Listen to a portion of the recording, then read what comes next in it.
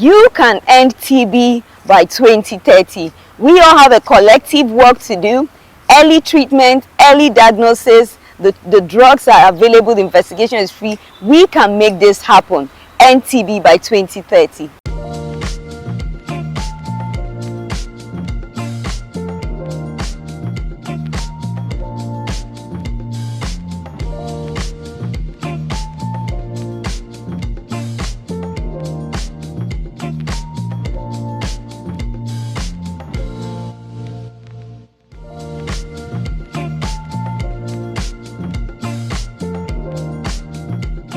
Tuberculosis is an infectious disease. In fact, it's one of the highly publicized infectious disease because of the public health importance it creates, and it's transmitted through airborne spread of nuclear droplets. Like, it's called the airborne spread of droplets, and these droplets are like, when people cough, they are like small particles that people produce.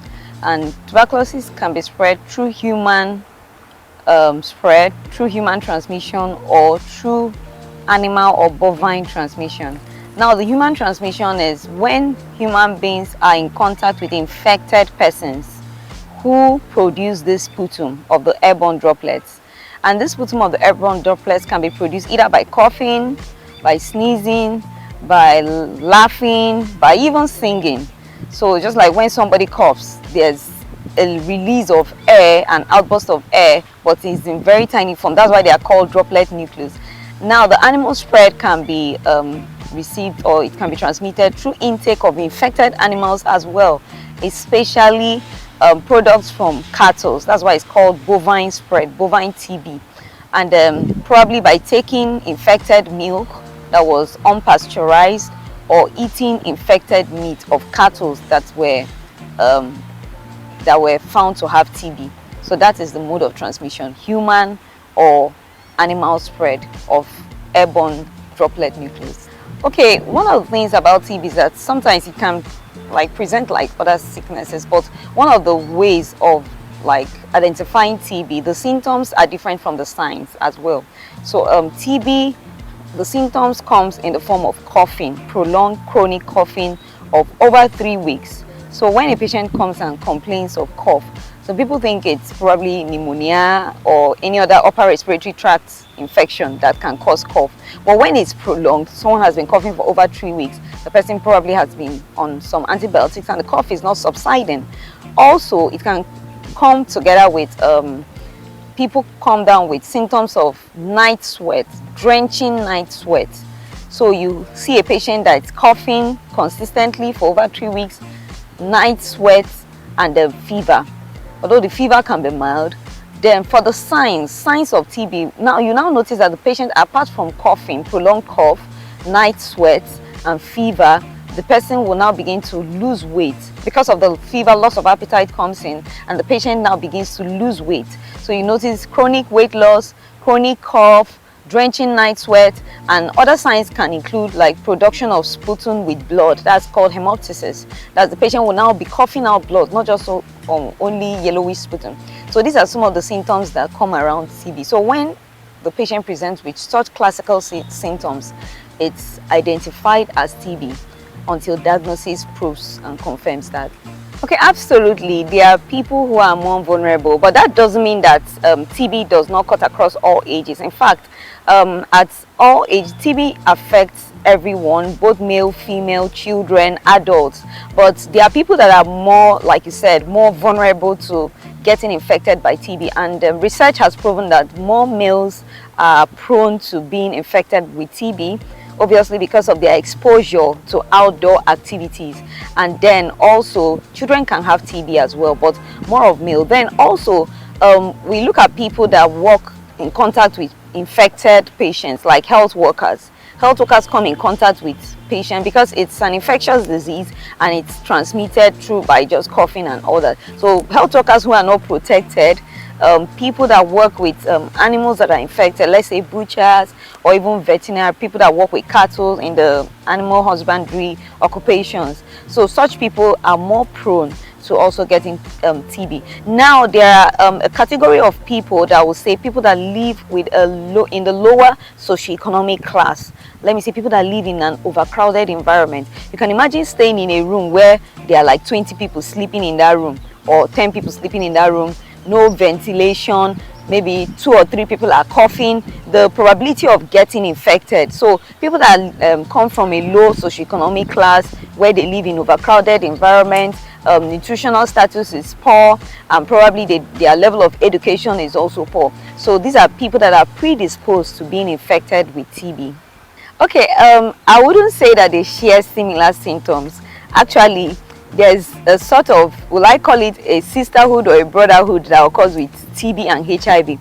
It's been found, and a lot of, in fact, it's been now known that once a patient has HIV, the patient is predisposed to having TB. Why does this occur? Now, TB is called an opportunistic infection. What is an opportunistic infection? An opportunistic infection is an infection that has the capacity to affect an individual whose immune system is weakened. Now, when HIV patients are diagnosed, one of the things that happens to them is that their immune system is they have a very weak and poor immune system. So that's why it's called the human deficiency, acquired immunodeficiency syndrome. So HIV patients, they are like an opportunistic person for the TB infection to affect. So the TB and HIV go together in the sense that HIV, it's an opportunistic opportunity for the TB to affect the individuals. So HIV patients are affected with TB, but they don't have the same symptoms, because weight loss in HIV is not always the same with weight loss. They don't have the same symptoms. Actually, the symptoms of TB are different, and actually the same thing with HIV. But TB, a patient with HIV, if the patient is not managed well, if the patient does not take the prophylactic treatment, because there are drugs that protect the patient from contacting that infection because of the weakened immune system. If the patient does not take those drugs, that patient will come down with TB eventually. Okay, I would say absolutely, because TB is a sickness, that is a disease that, as people keep on ongoing, things are evolving and more things are being discovered as regards this infection. So there's actually ongoing research, and one of the things I know in Nigeria, we have efforts there's ongoing a survey that is ongoing, where they want to do they want to have a national program, a national survey, where they can identify the number of cases in TB, number of cases diagnosed with TB, people that have TB in Nigeria. And that is something that they are planning to, a program that is being prepared for. Then another effort I will say is that there's something called the B-Stream, which is the bedaquiline short treatment program that is, they are actually working on reducing, because that's for MDR TB. There's the multi-drug resistant TB. The multi-drug resistant TB is also another form of TB that was discovered as well, where the patient is even resistant to the drugs that the patient should have been taking for. And so there's an improvement. Instead of giving patients injections, which is their mode of treatment, medications that are given through injections, the research has been improved on. They now take oral. It's easier to take oral to avoid the complications that come with injections. So even the number of orals medications they take is still much. So there are more efforts, more improvements being made as regards reducing the number of oral medications.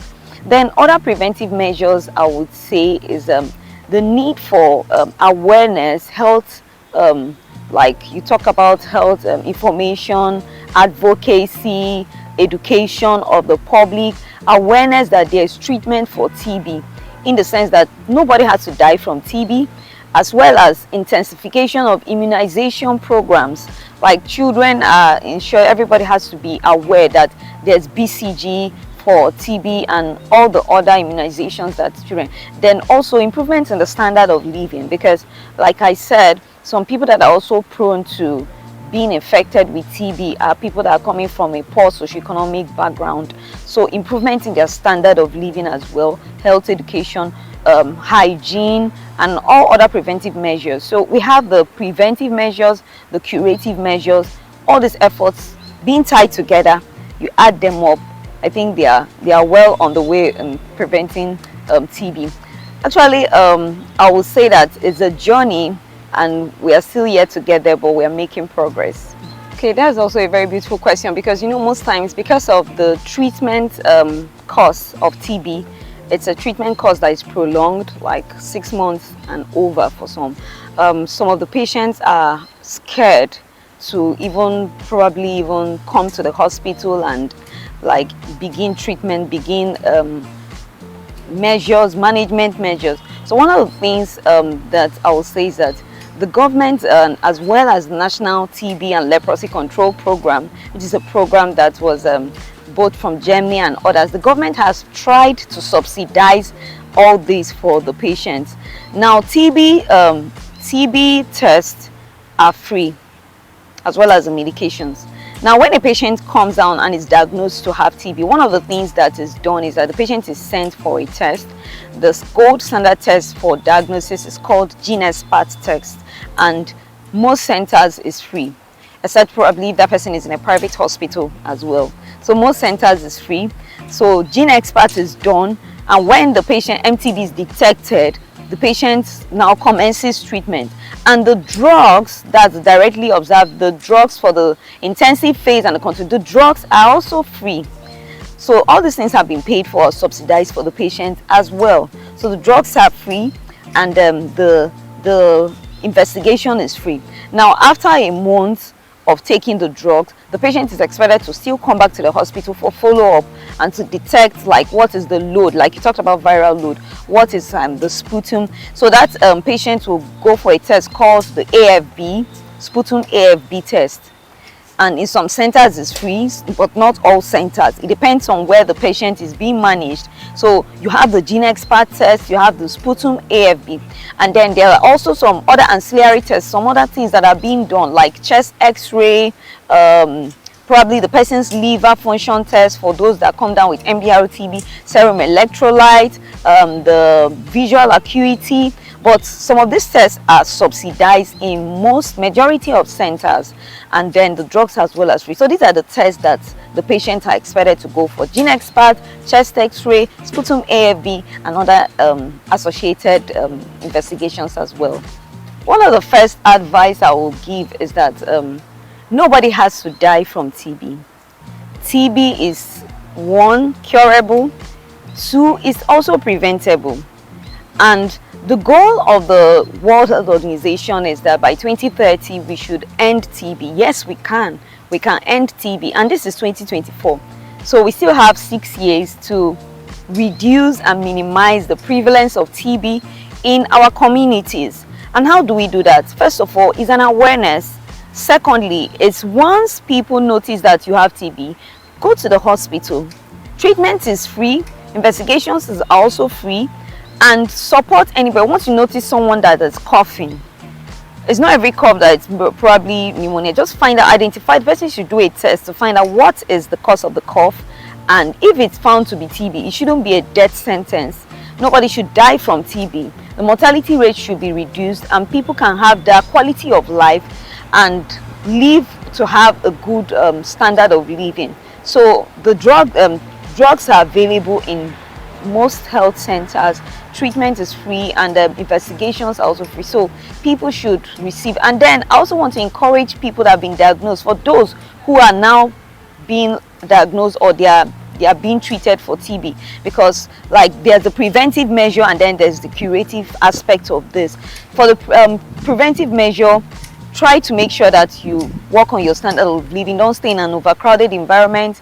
Nutrition wise, you're careful with what you eat, the meat you eat, the milk, and as well as every other thing. You notice someone is coughing, that's why they said make sure that the environment is well ventilated as well. Then for the curative measure, if someone has been diagnosed of TB, you should have a support system, someone that is supporting you to make sure that you go through the course. Because one of the factors that affects most people that come down with even MDR-TB is people start treatment, once they notice that they stopped coughing, they don't go through the long shock. Let me like like you're supposed to take these drugs for 6 months, and after 3 months they are done, and they say, oh, I'm no longer coughing, and you find out that probably a year later the same patients come down now with MDR-TB, which is worse off, because now they are resistant to the drugs that they are supposed to be taking. So I will say that nobody should die from TB. They should make sure that they engage in seeking help. Go to the hospital, go to the health centers, go to the medical centers where you know you can receive treatment for TB. And I believe by God's grace we can end TB and minimize the complications that come down with TB and families that are affected with TB. So there's diagnosis for TB, and the general public, we all have a collective effort. It's not just the work of the doctors, it's not just the work of probably the health care workers. It's also the work of everyone in the community to identify someone that has TB, seek help, and go for treatment. Thank you very much.